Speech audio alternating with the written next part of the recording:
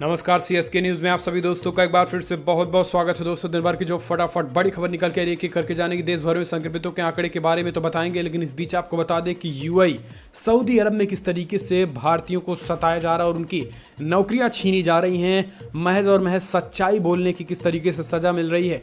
दलितों को भी जिस तरीके से बड़े पैमाने पर दलित भी गए हुए हैं, इस तरीके से उनको प्रताड़ित किया जा रहा है, आपको बताएंगे। इस बीच अगली बड़ी खबर आपको बताएं, मजदूरों के टिकट के टकराव के बीच केंद्र सरकार ने बड़ा फैसला किया और जो बड़ा ऐलान करके बताया है, कांग्रेस पार्टी के मुंह पे करारा तमाचा लगेगा। जी हां, इसके साथ ही अगली बड़ी खबर जानेगी। आपको बता दें कि बहुत बड़ा खुलासा हुआ जी। दरअसल हदवाड़ा के मुठभेड़ में लश्कर कमांडर जो हैदर मिला है वो विदेशी बताया जा रहा है और चाइनीज टाइप की राइफल भी मिली है। जी हां, हम सब कुछ खुलासा बताएंगे आपको, किस तरीके से बड़े खुलासे हुए उसके बारे में तो जानेंगे। लेकिन इस बीच आपको बता दें कि गिलगिस्तान बाल्टिस्तान मामले में पाकिस्तान अदालत पर भारत ने कड़ी नाराजगी जताई है। जी हां, आखिर जानेगी कि पाकिस्तान अदालत ने भारत के कब्जे, हालांकि जो भारत के कब्जे में भी नहीं है, लेकिन जम्मू कश्मीर का जो पूरा हिस्सा है उसके बारे में क्या पाकिस्तान का बड़ा निर्णय आया है, उसको लेकर भारत ने कड़ी आलोचना की है। उसके बीच आपको बता दें कि दिल्ली की शराब की दुकानों को बंद करने का आदेश जारी कर दिया। भारी हंगामे के बीच तो एक एक करके विस्तार से खबरें जानेंगे, लेकिन उससे पहले एक छोटा सा निवेदन, अगर आपने चैनल को अभी तक सब्सक्राइब नहीं किया तो प्लीज सब्सक्राइब के लाल बटन दबाकर चैनल को सब्सक्राइब करें। अगर आप भी मानते हैं कि पीएम मोदी के नेतृत्व में ये देश कोरोना को हराएगा, इस वीडियो को दिल से लाइक करके अपना समर्थन दर्ज करें। दरअसल पहली बड़ी खबर आपको बता दें, देश भर में संक्रमितों का आंकड़ा हुआ 42,000 को पार। जी अब तक 42,799 मामले सामने आ चुके हैं। जबकि राजस्थान की बात करें तो आज 130 मामले सामने आए हैं। आंध्र प्रदेश में भी आज 167 मामले आ चुके हैं। कर्नाटका में भी 28 आ चुके हैं। बिहार में भी आज 6 मामले आए। केरला में भी 500 टोटल ही हैं। जबकि हरियाणा में भी आज 21 मामले देखने को मिले। तो ये राज्य दर राज्य आंकड़े हैं फिलहाल। चलते हैं अगली बड़ी खबर आपको बता दें कि मुस्लिम की बात करें तो सऊदी अरब ने 3 और भारतीयों को नौकरी से निकाला। वजह थी केवल और केवल मुसलमानों के खिलाफ बोलने की। जी हाँ, सऊदी अरब में सच्चाई बयान करने की पूरी तरीके से हिंदुओं को अब प्रताड़ित करने किया जाने लगा है। यूएई में सोशल मीडिया पर इस्लामोफोबिया से जुड़ी पोस्ट करने को लेकर 3 भारतीयों की नौकरियों से निकाल दिया गया है, उन्हें सस्पेंड कर दिया गया। आपको बता दें कि कुछ दिन पहले यूएई के भारतीय राजदूत ने प्रवासी भारतीयों को कड़ी हिदायत दी थी कि वो सोशल मीडिया पर इस तरह की भड़काऊ पोस्ट ना करें। गल्फ न्यूज़ की रिपोर्ट के मुताबिक सोशल मीडिया की पोस्ट को लेकर यूएई में रह रहे आधा दर्जन भारतीयों के खिलाफ कार्रवाई हो चुकी है। अब तक सूची में 3 अन्य भारतीयों का नाम भी जुड़ गया है। दरअसल आपको बता दें कि ये जो पाकिस्तान गल्फ देशों खास करके खाड़ी देशों में भारत के खिलाफ सोशल मीडिया पे ज़बरदस्त तरीके से वहाँ पर माहौल बना रहा है, उसके भारत के विरोध में दुष्प्रचार किया जा रहा है। और यही कारण है कि इसका नतीजा वहाँ के हिंदुओं पे, जो कर्मचारी वहाँ पे रह रहे हैं, उन पर ये सीधा साइड इफेक्ट कर रहा है और वहाँ के हिंदुओं की कहीं ना कहीं नौकरियाँ जाने लगी हैं। इसी को लेकर हालांकि एक व्यक्ति ने मुसलमानों को लेकर टिप्पणी की थी, हालांकि उनमें कोई भड़काऊ पोस्ट नहीं था, लेकिन बावजूद इसके अब सऊदी अरब ने उस पर कार्रवाई करते हुए भारत में कहीं ना कहीं 3 लोगों के हिंदुओं की उन्होंने नौकरियां छीन ली हैं। ये बड़ी बातें की हैं। हालांकि आपको बता दें कि इनमें से 2 दलित भी बताए जा रहे हैं और एक शख्स की जिसने की गई, इनमें से 3 टोटल सामने आए हैं। इस तरीके से अब सऊदी अरब खाड़ी देशों में काम होना शुरू हो गया। फिलहाल चलते हैं अगली बड़ी खबर, मजदूरों की टिकट पर टकराव, 85% खर्च उठा रहा है रेलवे और 15% राज्य सरकारें दे रही हैं, बीजेपी का ऐलान। जी हाँ, आपको बता दें कि पिछले 40 दिनों से लॉकडाउन में फंसे प्रवासी और उनके घर पहुंचाने को लेकर ट्रेन चली, तो उसके किराए को लेकर अब घमासान राजनीति शुरू कर दी गई है। कांग्रेस व विपक्षी दल सरकार पर घेर रहे हैं कि सरकार जो है पैसा ले रही है, जबकि सच्चाई क्या है, रेलवे ने अब पूरा खुलासा किया है। दरअसल रेलवे का कहना है कि 85% खर्च रेलवे उठा रहा है, जबकि 15% खर्च राज्यों से वहन करने को कहा जा रहा है। अब राज्य जो हैं वो राज्य हैं वो खास करके मजदूरों से पैसा ले रहे हैं, 15%, वो भी खर्च का महज 15%। यानी अगर हम कह सकते हैं कि अगर आपका किराया 1000 है तो 150 रुपये आपको देना पड़ेगा, महज 150, वो भी राज्य सरकारें ले रही, केंद्र सरकार उसमें भी नहीं ले रही है, जबकि 850 रुपये केंद्र सरकार दे रही है। बावजूद इसके कांग्रेस पार्टी ये रूमर फैला रही है कि मजदूरों से किराया लिया जा रहा है, जबकि अब कई राज्य सरकारों ने यह भी ऐलान किया है कि हम जो पैसा लेंगे वो अपनी तरफ से देंगे, जबकि केंद्र सरकार ने सभी राज्यों को कहा है कि आप राज्य सरकार वहन करें। तो जिनमें से कुछ राज्य सरकारों ने सीधा जनता से ही 15% रुपया मांग लिया है। जबकि कांग्रेस पार्टी केंद्र सरकार पर यह कह रही है कि केंद्र सरकार पैसे ले रही। उसी को लेकर रेलवे ने आज साफ किया कि 85% केंद्र सरकार और रेलवे इसका खर्चा उठा रहे, जबकि 15% ही राज्य सरकारों को देने को कहा गया है। कांग्रेस पार्टी ये तो लगातार राजनीति कर रही है, लेकिन अपने कांग्रेस शासित राज्यों में ये बिल्कुल भी नहीं कर रही है कि वहां की जो 15% पैसे हैं वो मजदूरों से ना लिए जाएं, बल्कि स्वयं कांग्रेस शासित राज्य ही दे दें। इस तरीके की राजनीति केवल और केवल राजनीति करने के लिए कांग्रेस पार्टी कर रही है, जबकि अपने कांग्रेस शासित राज्यों में भी इस फीस को माफ नहीं किया जा रहा है। फिलहाल चलते हैं अगली बड़ी खबर। हंदवाड़ा मुठभेड़ में मारा गया लश्कर कमांडर हैदर, मिली चाइनीज टाइप 56 राइफल। जी हाँ, आपको बता दें कि जम्मू कश्मीर में सेना ने रविवार को हंदवाड़ा के राजवार इलाके में एनकाउंटर के दौरान लश्कर कमांडर हैदर को मार गिराया था।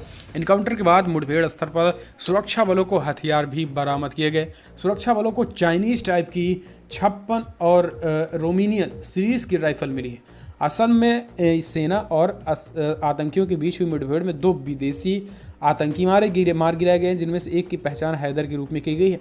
बताया जा रहा है कि लश्कर कमांडर हैदर को अंजाम तक पहुंचाने के लिए सेना 6 दिनों से अभियान पे थी।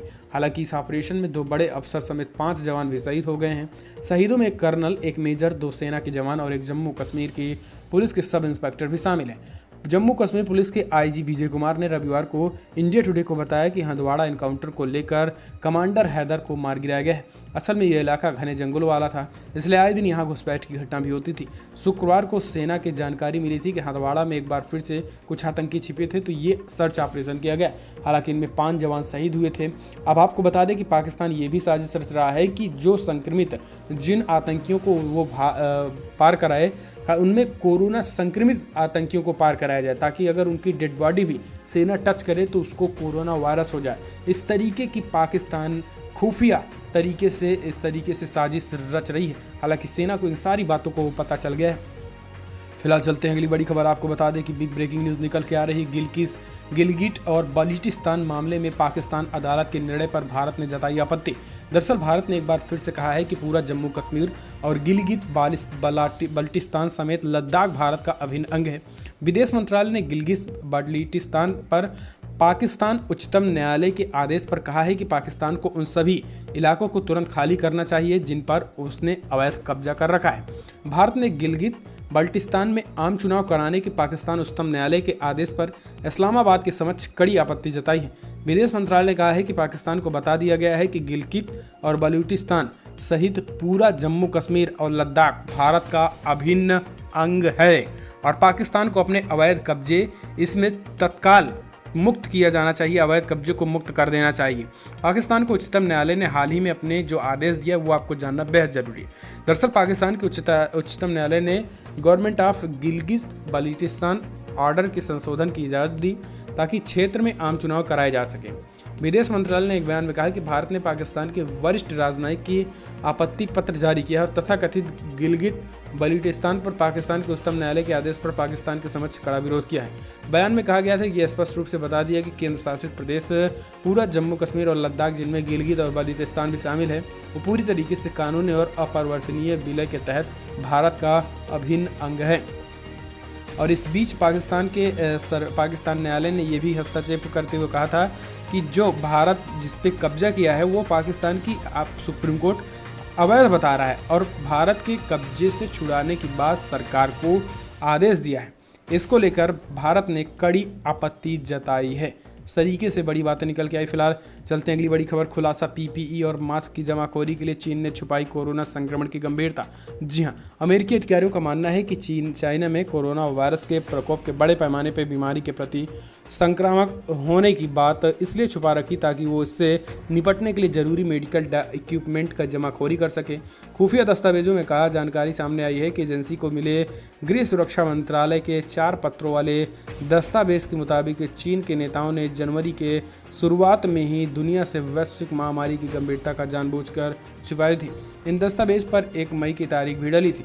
ये खुलासा ऐसे समय में हुआ जब ट्रंप प्रशासन लगातार चीन की आलोचना कर रहा है। विदेश मंत्री माइक पोम्पियो ने रविवार को कहा है कि बीमारी के प्रसार के लिए चीन जिम्मेवार है और इसके लिए जवाबदेह ठहराया जाना चाहिए। चीन की तीखी आलोचना के साथ ही प्रशासन ने आलोचक सरकार पर भी सवाल उठा रहे हैं। और कह रहे हैं कि वायरस के खिलाफ सरकार की प्रतिक्रिया अपर्याप्त एवं धीमी है। इस तरीके से उन्होंने बड़ा आरोप लगाया। फिलहाल योगी सरकार का बड़ा फैसला, प्रवासी मजदूरों को लाने के लिए लगाई जाएंगी 10,000 बसें। जी हां, आपको बता दें कि कोरोना वायरस के मामले के निपटारे और देखरेख के लिए यूपी की योगी सरकार ने टीम 11 बनाई है। योगी सरकार पर डे इन 11 टीमों के साथ अपनी मीटिंग करते हैं, कोरोना वायरस से निपटने के लिए रणनीति बनाते हैं, मजदूरों को भी घर पहुंचाने के लिए रणनीति बना रहे हैं। इसी को लेकर टीम 11 में हिस्से में बात आज हुई कि 10,000 से ज़्यादा बसों को लगाया जाएगा और जो भी व्यक्ति दूसरे राज्यों से आएंगे उनको उनके घरों तक पहुंचाया जाएगा। जी हाँ, फिलहाल चलते हैं अगली बड़ी खबर। आपको बता दें कि दिल्ली में शराब की दुकानों को बंद कराने का आदेश, हंगामे के बाद सरकार ने लिया बड़ा फैसला। जी हाँ, लॉकडाउन में दिल्ली के कई इलाकों में आज से शराब की बिक्री को मंजूरी दे दी गई है। जो उनके हिसाब से कहीं सुबह 7 बजे दुकान खुलनी थी तो कहीं 9 बजे खुलनी थी, लेकिन खुलने से पहले ही लंबी लंबी लाइनें लग गई थी, दुकानों के बाहर भीड़ जमा हो गई थी, सोशल डिस्टेंसिंग की धज्जियां उड़ाई जा रही थी। तभी मौके पर पहुंची पुलिस ने लाठीचार्ज कर दिया। हालात इतने बेकाबू हो गए कि दोपहर होते होते पुलिस को दुकानें बंद कराने का आदेश भी जारी करना पड़ा। दिल्ली ईस्ट में सुबह से ही दुकानें नहीं खुलने की दी गई थी। गीता कॉलोनी, कश्मीरी गेट, प्रीत विहार और चंद्र नगर के में हंगामे के बाद शराब की दुकानें बंद हो गई थी। शराब खरीदने आए शौकीनों को खाली हाथ की वापस जाना पड़ा था। दिल्ली के प्रीत विहार में V37 मॉल में बनी शराब की दुकान के बाहर सुबह से ही शराब के खरीदारों की भीड़ जमा हो गई थी। मॉल के अंदर ही लंबी लंबी कतारें लग गई थी। भीड़ होते ही सोशल डिस्टेंसिंग का दायरा टूटने लगा, धक्का मुक्की होने लगी, पुलिस तक खबर पहुंची। पुलिस आते ही खदेड़ा। इसके बाद अब शराब की बिक्री पर दिल्ली में रोक लगा दी गई। फिलहाल चलते हैं अगली बड़ी खबर। आपको बता दें कि बिग ब्रेकिंग निकल के आ रही है, आबकारी विभाग का ऐलान। यूपी में व्यक्ति एक बार में कितनी शराब खरीद सकता है बोतलें, वो पूरी तरीके से निर्धारित कर दी गई। जी हाँ, दरअसल आपको बता दें कि प्रमुख सचिव आबकारी संजय भूसरेड्डी ने इस दौरान कहा है कि अगले 3 से 4 दिनों तक सीमित मात्रा में ही शराब लिया जाएगा। उन्होंने कहा है कि एक बार में सिर्फ 1 बोतल, 2 अद्धा, हाफ, 3 पौवा, 2 बियर की बोतल, 3 कैन ही खरीदी जा सकती है। प्रमुख सचिव ने इस दौरान ओवर रेटिंग रोकने के लिए दुकानों के औचक निरीक्षण के निर्देश दिए हैं। उन्होंने कहा है कि ओवर रेटिंग करने के वालों के खिलाफ कड़ी कार्रवाई की जाएगी। उन्होंने बताया कि शराब की दुकानों पर आबकारी के साथ पुलिस फोर्स की तैनाती की गई है। इस दौरान सोशल डिस्टेंसिंग का भी पालन किया जा रहा है। फिलहाल चलते हैं अगली बड़ी खबर। CRPF के बाद BSF मुख्यालय में भी कोरोना की दस्तक, 2 मंजिल सील। जी हाँ, देश की राजधानी दिल्ली में एक बड़ी खबर सामने आई है। CRPF के बाद अब सीमा सुरक्षा बल BSF के दिल्ली स्थित मुख्यालय को 2 मंजिलें सील कर दिया गया। यहां कार्यरत एक कर्मचारी को कोविड-19 संक्रमण की पुष्टि होने के बाद मुख्यालय के 2 फ्लोर को सील करने का निर्णय लिया गया। अधिकारियों ने सोमवार को बड़ी जानकारी दी है। BSF का 8 मंजिला मुख्यालय लोधी रोड पर स्थित CGO कॉम्प्लेक्स में है। यहाँ पर CRPF का मुख्यालय भी है। उन्होंने कहा है कि स्टाफ के एक सदस्य के संक्रमित मिलने के बाद BSF मुख्यालय को 2 मंजिलों को सील कर दिया गया है। फिलहाल चलते हैं अगली बड़ी खबर। CM नीतीश कुमार का ऐलान, मजदूर छात्रों से नहीं लेंगे किराया, 1,000 और देंगे। जी हाँ, आपको बता दें कि बिहार के मुख्यमंत्री नीतीश कुमार ने साफ कर दिया है कि बाहर से आने वाले छात्रों और मजदूरों का किराया बिहार सरकार वहन करेगी। बाहर से आने वाले लोगों को किराया देने को लेकर उठे विवाद के बाद CM सोमवार को एक वीडियो जारी करके अपना संदेश दिया। नीतीश कुमार ने कहा कि हम केंद्र सरकार को धन्यवाद देते हैं जिन्होंने हमारा सुझाव माना। हमने पहले ही कहा था कि ट्रेन से आने पर बाहर में फंसे लोगों की समस्या का समाधान हो सकता है। नीतीश कुमार ने साफ किया कि किसी भी तरीके से रेल का कोई किराया नहीं लिया जाएगा। केंद्र सरकार केवल 85% अपनी तरफ से दे रही है, जबकि महज 15% ही हमें देना पड़ रहा है और वो हम किसी से भी बिना पैसे लिए अपनी तरफ से राज्य सरकार, केंद्र सरकार और रेलवे को देगी। तो ये बिहार की तरफ से ऐलान कर दिया गया है। फिलहाल चलते हैं अगली बड़ी खबर लेते हैं। दुनिया भर में जो आंकड़े निकल के आ रहे, एक नज़र डालते हैं। दरअसल दुनिया भर में अब तक 35,07,000 कन्फर्म केसेज आ चुके हैं, जबकि 2,47,000 लोगों की मौत हो चुकी है। यूनाइटेड स्टेट की बात करें तो 11,83,000 कन्फर्म केसेज, जबकि 68,000 लोगों की मौत हो गई है। इस बीच अगर हम बात करें स्पेन की तो 2,17,000 कन्फर्म केसेज आए, जबकि 25,000 लोगों की मौत हो गई है। इटली में भी 2,10,000 कन्फर्म केसेज आए, जबकि 28,000 लोगों की मौत हो गई है। यूनाइटेड की यानी ब्रिटेन में 1,86,000 कन्फर्म केसेज है, जबकि 28,000 लोगों की मौत हुई है। जर्मनी में 1,65,000 कन्फर्म केसेज आए, जबकि 68 लोगों की मौत हुई है। रसिया में 1,34,000 कन्फर्म केसेज आए, जबकि 1200 लोगों की मौत हुई है। फ्रांस में 1,31,000 कन्फर्म केसेज आए, जबकि 24,000 लोगों की मौत हुई है। पूरी दुनिया भर का ये आंकड़ा निकल के आ रहा है। फिलहाल चलते हैं अगली बड़ी खबर लेते हैं, जहां पर आपको बता दें कि बिग ब्रेकिंग न्यूज़ निकल के आ रही। महाराष्ट्र MLC चुनाव, नीलम गोहे और उद्धव ठाकरे होंगे शिवसेना के उम्मीदवार। जी हाँ, आपको बता दें कि एमएलसी चुनाव को लेकर उम्मीदवारों के नामों का ऐलान किया जाने लगा है। शिवसेना की तरफ से पहले नीलम गोहे और उद्धव ठाकरे शिवसेना के उम्मीदवार के रूप में बनाए जाने लगे हैं। फिलहाल बड़ी खबरों में इतना ही, लेकिन अगर आपको वीडियो पसंद आया तो लाइक करें, शेयर करें, कमेंट के माध्यम से अपनी राय देना ना भूलें दोस्तों। और केंद्र सरकार ने एक और गाइडलाइन जारी करते हुए आरोग्य सेतु ऐप को पूरी तरीके से ज़रूरी बता दिया है। अगर आप बाहर निकलते हैं, आप मास्क के साथ साथ आरोग्य सेतु ऐप अगर नहीं डाउनलोड किए रहते हैं तो इसके भी ये कड़ी जुर्माना लगाया जा सकता है। खास करके नोएडा में तो इसको लेकर बहुत ज़रूरी कर दिया गया और धारा 144 नोएडा में और बढ़ा दिया गया है। इसको आपको लोड करना बेहद ज़रूरी है। फिलहाल बड़ी खबर में इतना ही, लेकिन अगर आपको वीडियो पसंद आए तो लाइक करें, शेयर करें, कमेंट के माध्यम से अपनी राय देना ना भूलें। अपनी और अपने परिवार की सुरक्षा के लिए आरोग्य सेतु ऐप को जरूर इंस्टॉल करें। अगर इंस्टॉल कर लिया तो कमेंट के माध्यम से अपनी राय देना ना भूलें। फिलहाल इस वीडियो में इतना ही। जय हिंद, वंदे मातरम।